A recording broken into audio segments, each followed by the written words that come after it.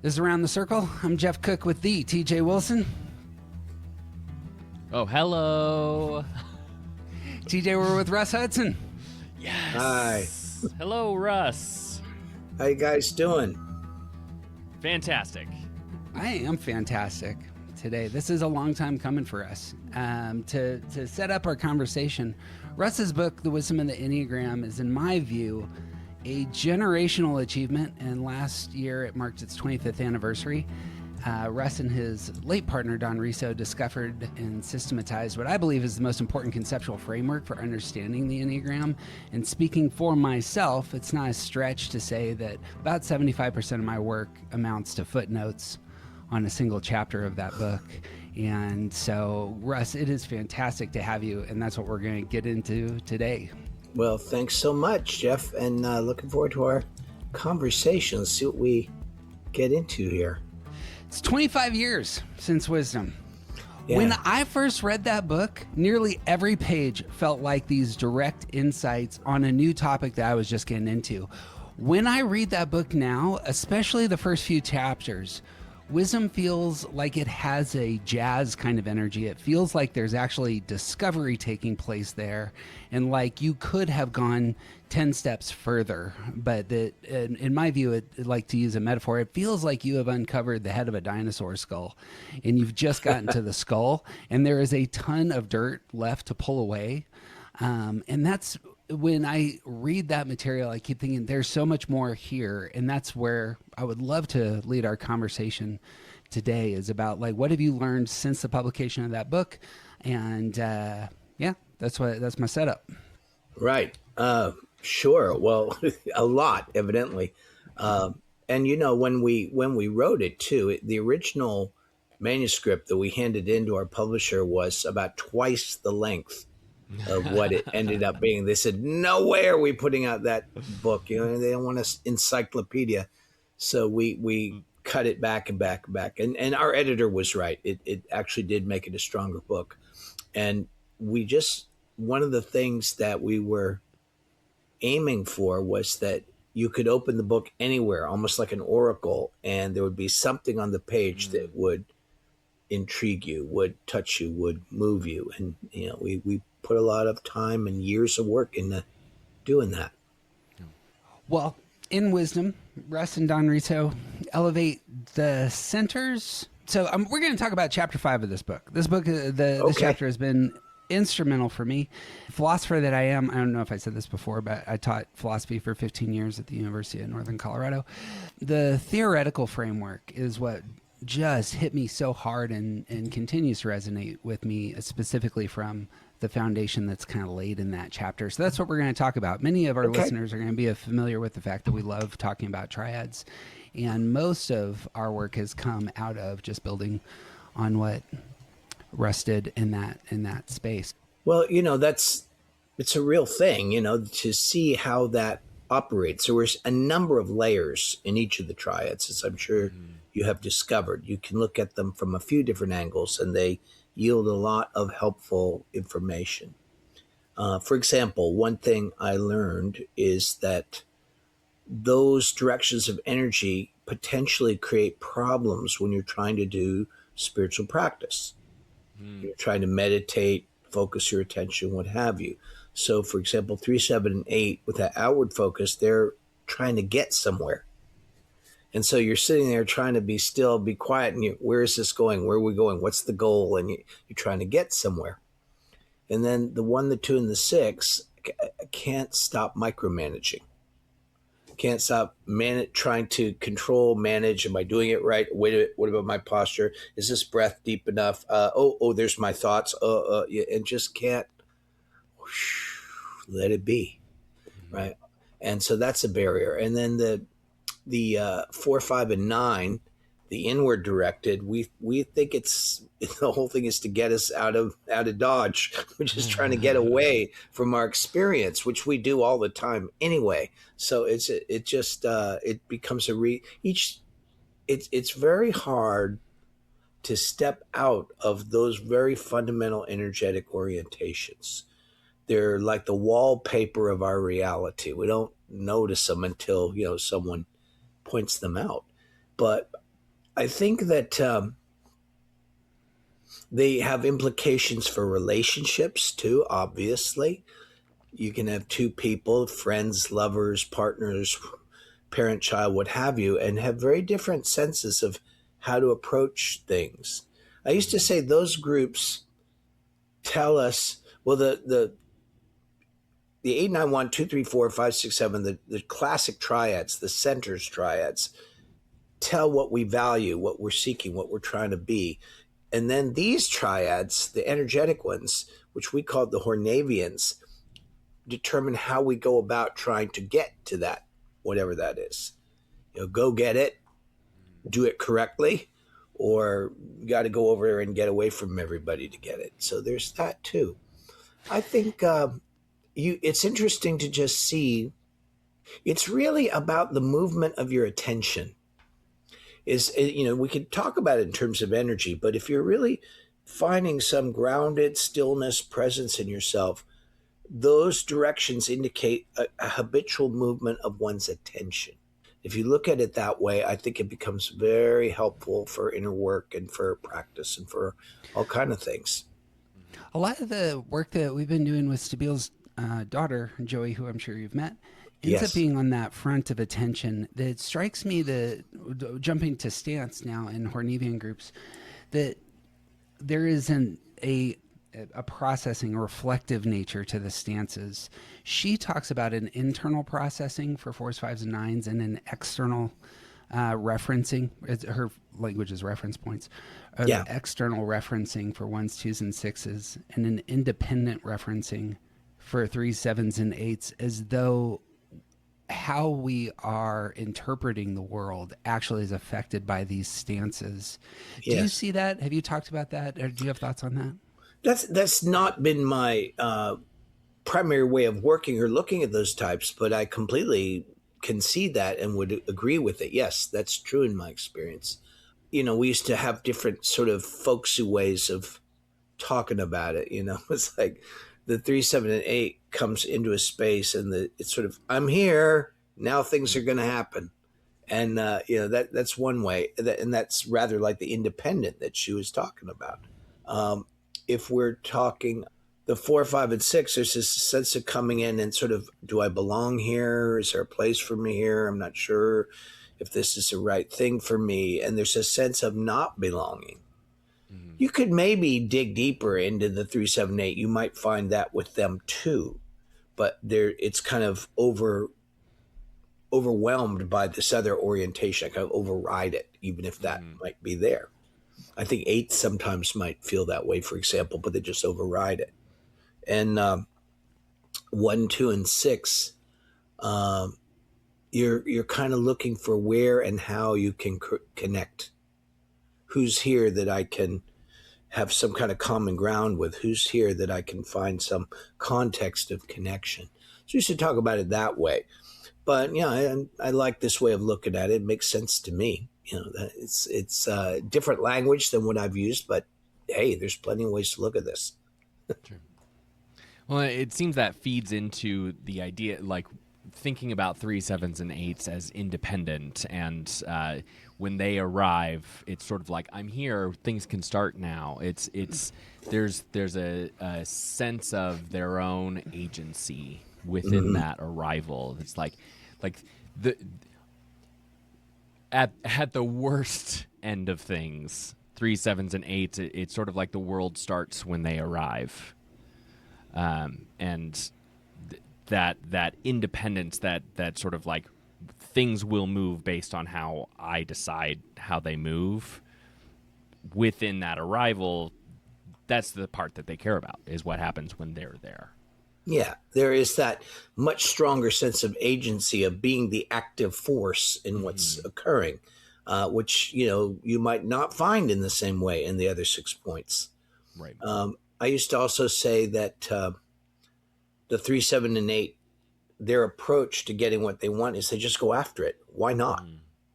That's what I want, or that's what I want to be. That's what I want to have. I'm going to go for it. And they do, all 3 of them. Whereas the 1, 2, and 6, well, I have to earn it. if I do certain correct things, behave well, think of other people, whatever it is, there's variations on that theme to be sure. But there's this sense of I have to follow some correct protocols and behaviors to earn what I want. Yeah. And as I said, the 4, 5, and 9 think, well, I can't get it here, so maybe when I'm alone, I'll be able to have a little bit of what I want. But I can't compete with other people. I don't want to compete with other people, so I'll just drift off. Yeah. You'd put forth, and I would love to build on this, the idea of spiritual practice as it relates to these types. The most important diagram that for me, in terms of my, like, really blew open the whole system for me, occurs in Wisdom of the Enneagram, where you overlap the centers and the stances. I believe it's, what is it called? It's the motivational aims of the triad. But for 3, 7s, and 8s, you put that they demand the thing that they want most: security, attention, autonomy. And as you just said, 1s, 2s, and 6s earn, and 4, 5s, 9s withdraw. When talking about spiritual practice, that seems to me real clean and worth talking about. Would you talk about 3, 7s, and 8s and their demanding posture when it comes to the life of their soul? You know? Yeah. Well, there are various rumors that one of the really important developments in the spiritual journey is the gesture of surrender. And that's what's real hard when we're coming from that assertive stance of 3, 7, and 8. When you think you're the one you're the decider, when you think you're the one making it happen, when you're thinking that if I don't go for this, it won't be given to me. The idea of surrendering, of being vulnerable, of opening your heart and consciousness to something greater than yourself is daunting. Brings up a lot of very primal early fears. And when I'm working with those folks, I would always say to them, well, of course you have those fears. And this is how you learn to survive. This is how you learn to find your way. And it's not wrong. But if you want to go further in terms of this journey of inner freedom, realization, living your most authentic life, it's going to take a different step than what you've learned how to do. But that's true for all 3 stances. We each have we have these habits which are legitimate as far as they go. Although, as you were just saying, going down the levels in our work means overdoing that stuff, being so scared we don't know what else to do. At the same time, we want to see that so much of the inner work is finding another place to land in us that isn't just that orientation, right? And a lot of the spiritual work, the reason we try to find and presence the centers is it gives us another platform from which to observe business as usual, right? Business as usual is these stances. And as I said, we don't see them. I think as we were just saying, the 3, 7, 8, I'm just so accustomed to going after things, to be in the active force, to be the decider, to make it happen, that the idea of not doing that is like, who would I be? Would I even recognize myself? What would be here? Well, yes, that's right. It's a mystery. And we have to, and so much of the courage that we talk about, and we talk about the courage of point 6, virtue of 6 is courage, right? Is not the courage of like taking on something dangerous. It's that willing to step into the unknown. Mm-hmm. It's that willingness to trust something beyond what I already understand. And that's going to be true no matter which stance we have. Certainly true for 3, 7, and 8. And I would say on their behalf, at least it's easier to see. You can definitely see yourself doing that if you have the wish to do so. Mm. Teach. Well, I'm just wondering about like within the idea of spiritual practice, like this is something that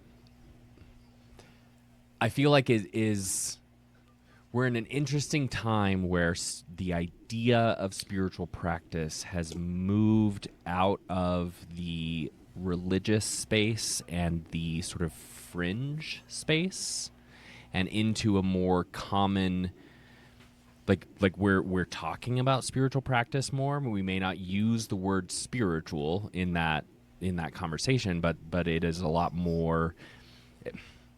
It's a lot less outside of the common understanding and the common like what we're doing, the milieu of the way that people think. And coming to this space of spiritual practice, there's a lot of guidance. There's a lot of there's a tremendous amount of books, and like, this is how you do this spiritual practice, and this is how you do this, and within the idea of these stances affecting our fundamental approach to ourselves and our world, like, spiritual practice must contain those deficiencies, right? So Yeah.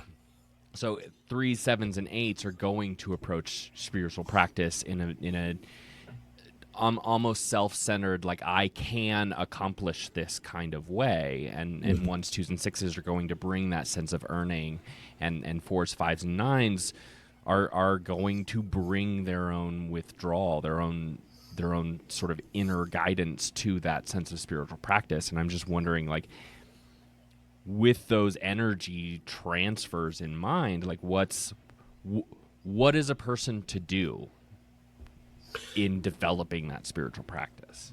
Yeah, TJ, that's very good. It's I think one of the things that this Enneagram knowledge does is it brings a certain pragmatism to the practice and lets us orient toward whatever spiritual orientation we might already have had, or we might develop that, or we might be someone who's never really thought of ourselves that way.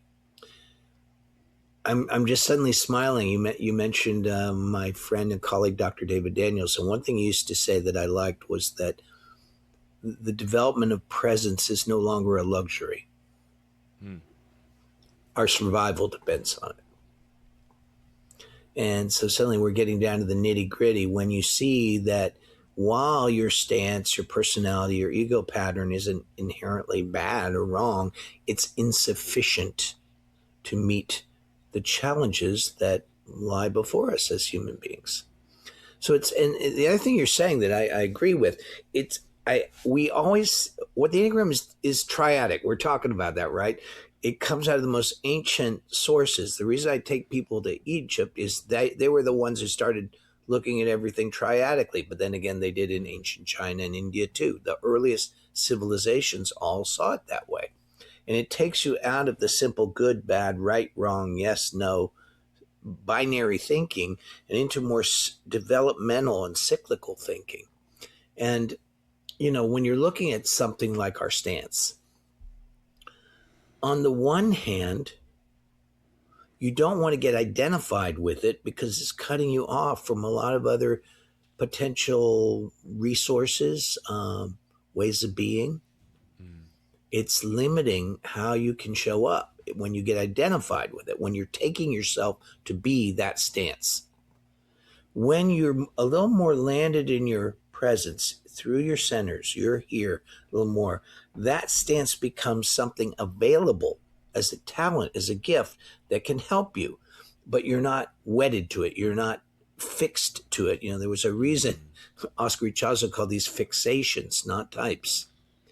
So, you know, then it serves you.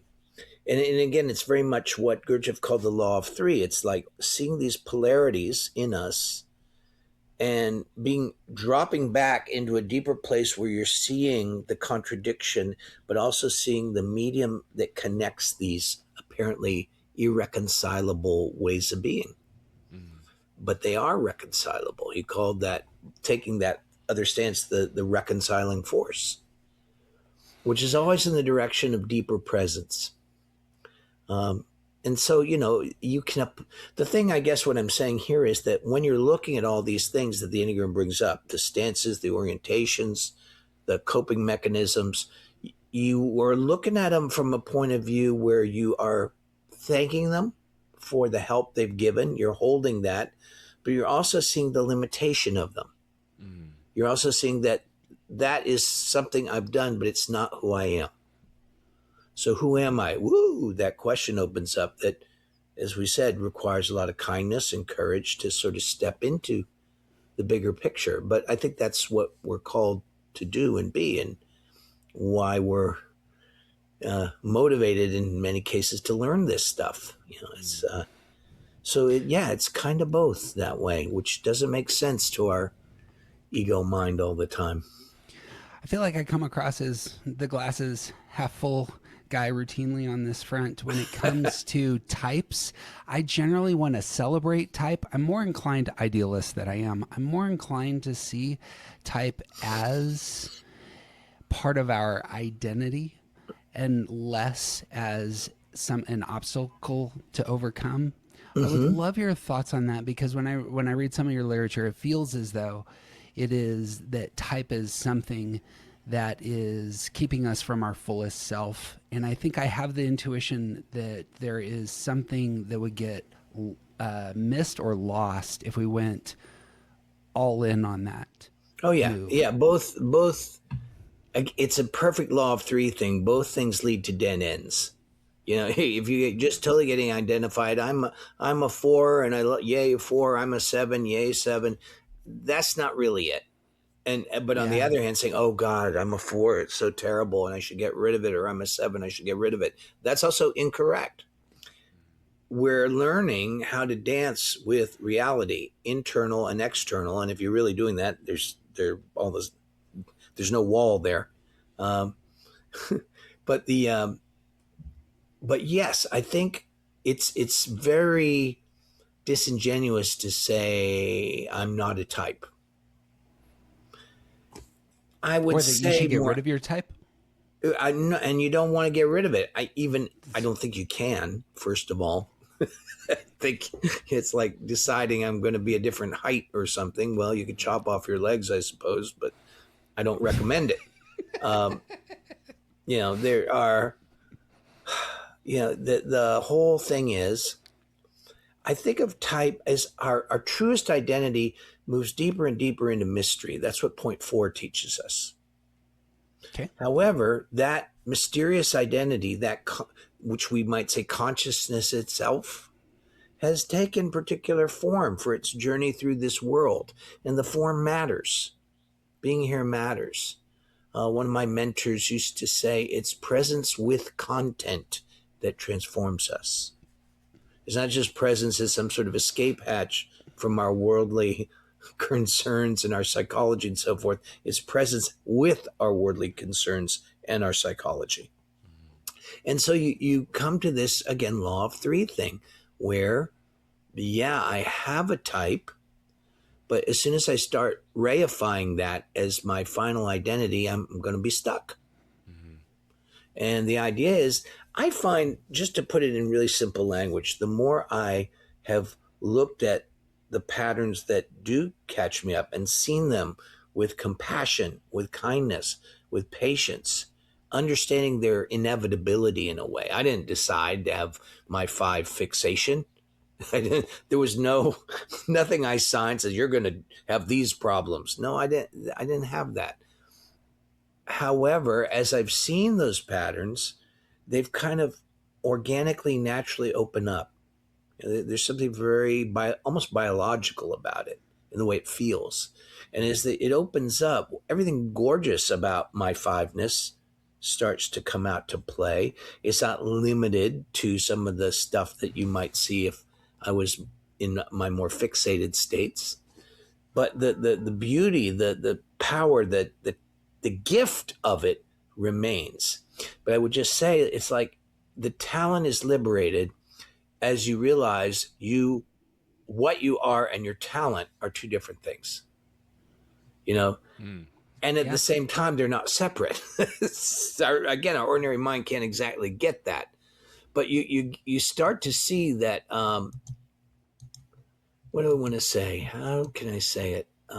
This is very deep territory we're playing around in, which is fun. I'll just use myself as an example. As I've worked, done my practice, learned stuff from my teachers, worked in groups and so forth, what is groovy and cool about 5 is lucidity, clarity, being able to synthesize and come to ideas, being able to communicate those ideas. And what's dropped away is my reflexive need to isolate all the time. Mm. Like sometimes I'm an introvert. I need to be alone sometimes. But there's a difference between taking care of myself and saying, I don't want to be, oh, how long am I going to have to be there? That has kind of fallen away. Also, being just more genuinely interested in people instead of seeing them as, fools and idiots that are wasting my time.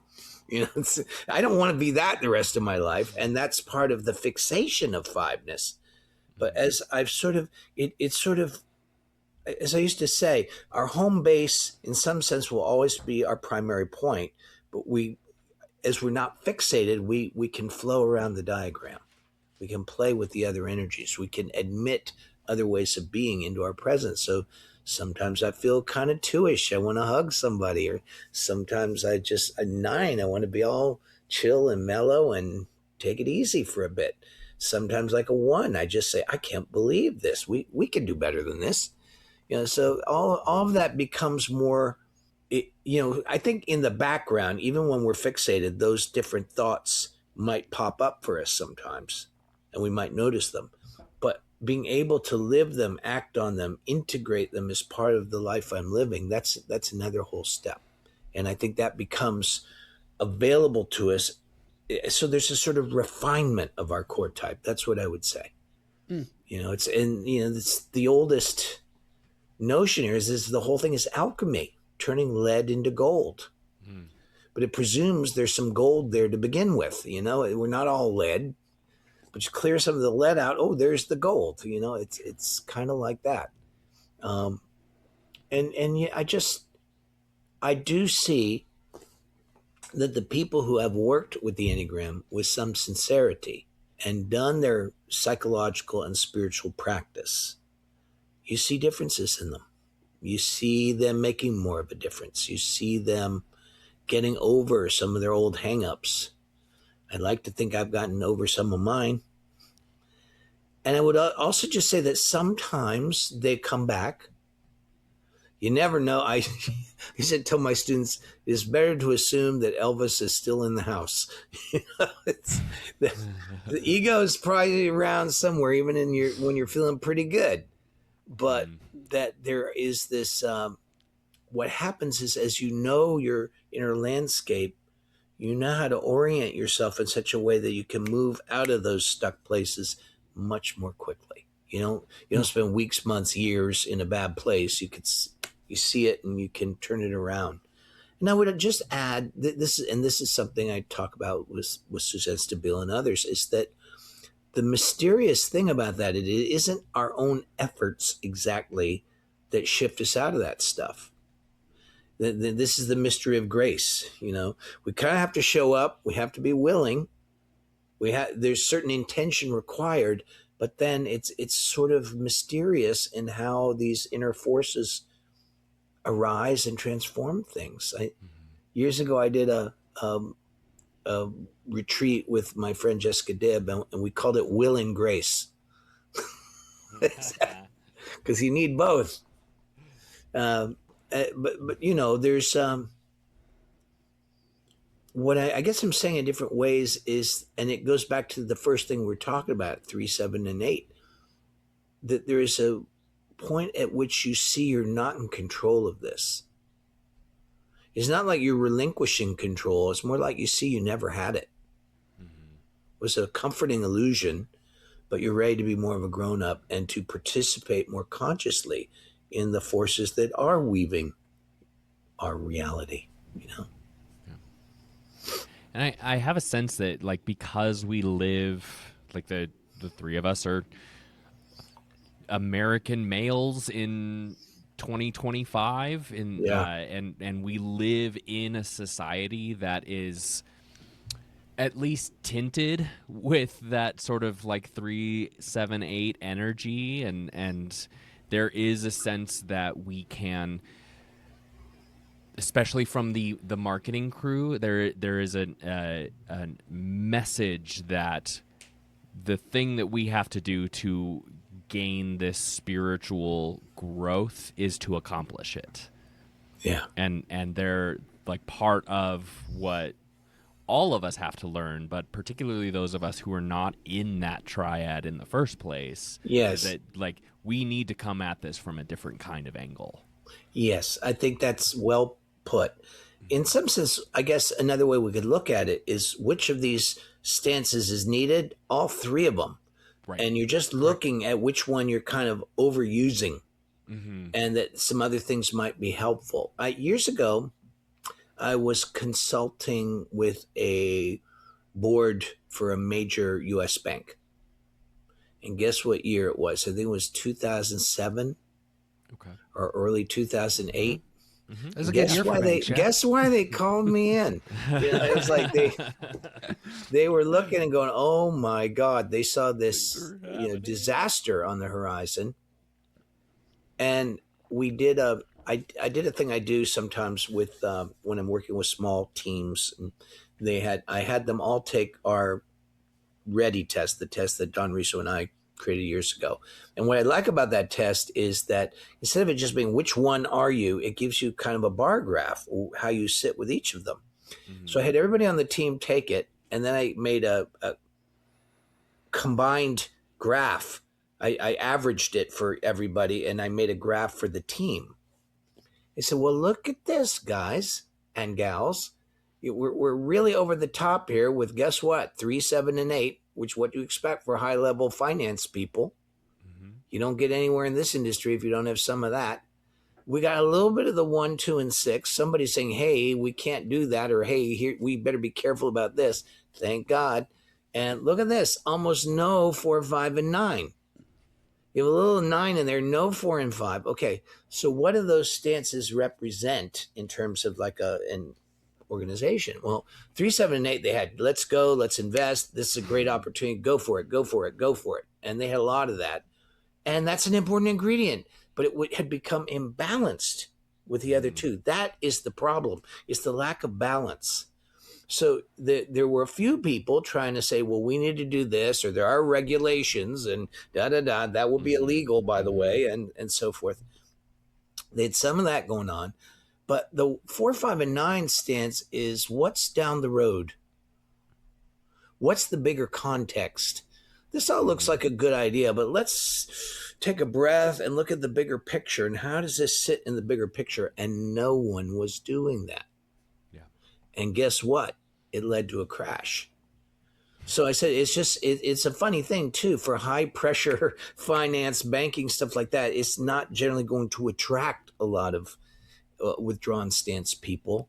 Oh, sure. So what I was also telling them, which is what we're talking about here, it might not be realistic. Are you going to go out and hire some 4, 5s, and 9s to be part of the team? Well, that'd be great, but it's not very practical. So what are you going to do? Some people in the team who have more sensitivity, awareness of that, have to wear that hat. Mm-hmm. Someone has to be the one to say, okay, let's look at this from this, I call it for them strategic long view. Yeah. What are the implications here? What's the context? And then, I said, who in the team? And then we had fun. It was just very interactive. And who in the team here can wear that hat?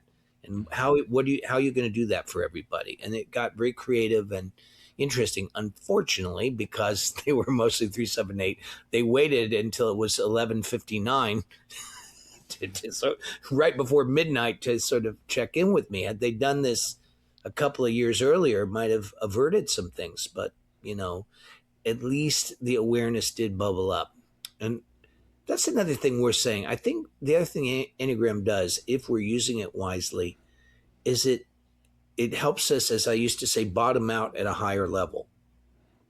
Like we don't have to come to the edge of disaster to realize that change is necessary. We don't have to be ready to go to the divorce courts to sort of look at what's not functioning well in our relationship.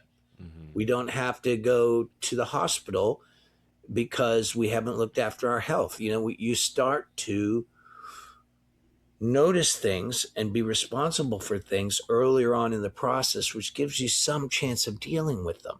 That's what I really hope for our society, needless to say. Another triadic text is that comes to mind as you're talking is Plato's Republic, in which Plato elevates a handful of virtues that, as you're talking, are what I hear lacking. And that some of us who are thinking repressed, what we really need most is wisdom. And some of us who are action repressed, what we really need most is courage. What I hear with the banking illustration is the 3 7s and 8s need moderation, and it's required for the happy life, the healthy life, the holistic life. And that's a huge part of how Plato comes not only to, he says the city is like the man through Socrates, and the bank business is like the man, as it were, unless you have a balanced and balanced with these virtues individually and collectively, you will risk collapse. Yes. And that's all over absolutely. 2008. Yeah, the balance brings out the good side of what we already are. And I always tell my students, don't worry. You're not going to lose your main thing. You know, as a 1, you're not going to just not care about the world anymore. It's just not going to happen. You know, as a 5, I'm not going to be trying to figure things out or find a better way, a better mousetrap and all that. I will always do that. 2s are not going to stop loving people because they got some balance and took care of themselves better. You know, but we always fear that. Isn't that interesting? I used to call it the fear of the opposite. Like they tell the 2s, you need to take better care of yourself and have your own dignity and just pull back the energy. Oh, does that mean I'm not going to love anybody anymore? Does that mean I'm not going to care about these? But no, it doesn't mean that at all. That's a given. You got that part handled, darling. You have that in spades more than most people. But this other bit is going to make that all sweeter, more beautiful, more effective, and make you a more fulfilled human being. Russ, you got an event coming up on Instincts, I hear. I do indeed. What's your big window into Instincts to pitch this? Well, a couple of things. One is that I think the way I put it very succinctly these days, saying which one are you is the wrong question. Mm-hmm. We have all 3 clusters of instincts. All of them are in us. What's your relationship with each one of them? And there are I have learned, how can I say this nicely? I won't. People BS themselves about this more than just about any other part of the Enneagram. They change the theory to make it fit who they want to think they are. The instincts are very close to the bone. But so you're doing this event online, is that correct? Yeah, it's going to be online. 2026. I don't know the exact dates, but I'm sure we can send them that info. 2026 will be doing it for a few months, you know, meeting once or twice a month and online and exploring this in depth. The other thing I'm doing next starts in February. There you go. So you know better than me. When I get back from Egypt, we'll start the course. That makes sense. The other one is I'm doing a course with my colleague James Flaherty, who founded the New Ventures West Coaching School. And we've been working together, like 20 years on courses on the Enneagram and coaching. And as I've been saying, our approach is not saying, if you do a 3, if you're with a 3, do this. If you're with a 4, do that. No, that's like the robot talking to the robot instead of the human talking to the human. So we're doing something this time. We do different themes. This time we're exploring freedom. What the heck is freedom? We have a lot of ideas about it. There's certain words that are pretty loaded. That's one of them. Love, another one. You know, what's love? I don't know. There's songs written about that.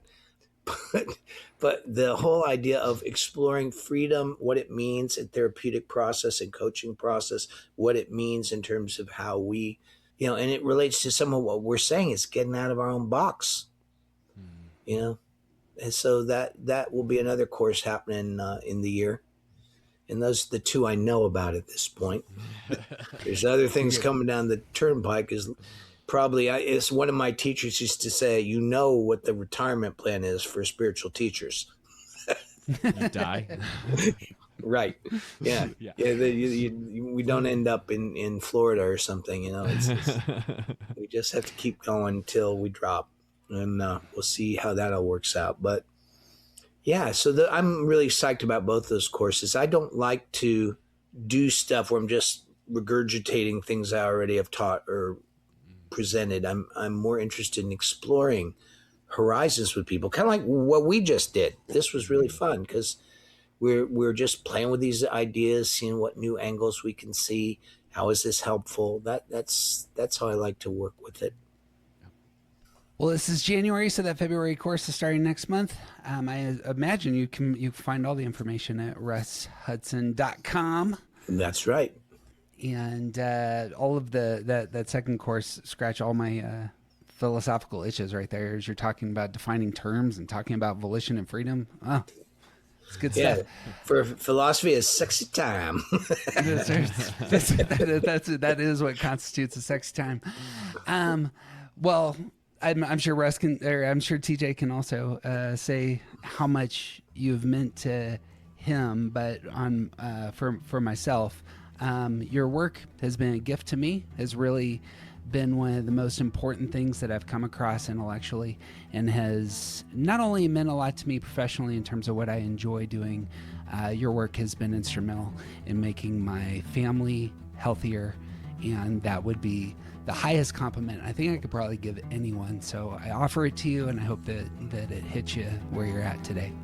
Thank you, Jeff. I will receive that. I've always said, when one gives a compliment, you better listen up. It will be meaningful. Yes, thank you so much. Bang. That's my word. You got any last words there, Teach? It's sort of just piling on. Like, I'm fine to sit here and give you compliments if you want, but the openness and the lifelong journey that you represent as a person, as a learner, as a teacher, it helps me ground this sense of what Enneagram teaching is and can be, because you're one of the top names in the teaching world right now, and you represent this model that is I hope that a lot of the people that are involved in Enneagram start to see what you represent well. And not from a necessarily even from a theory perspective, but just from the openness that you carry with you is very inspiring. And I love talking to you and hearing you talk about new things and your excitement for different perspectives and everything. So thanks for being you. Oh, Thank you, TJ. Thank you. That's what I was saying. You kind of hope that after however many years of working with this, that there's some openings, there's some shifts, and if I'm an example of that, that makes me very happy. Thank you. And it was a gas, working with you guys and wrestling with these ideas and playing around with them. This is my kind of fun too. I really enjoyed your company. Thank you. Likewise. Well, keep us in mind if you're doing anything fun, and have empty spaces for people who bring the party. For Russ Hudson, for TJ Wilson, I'm Jeff Cook. Who you aren't just isn't interesting.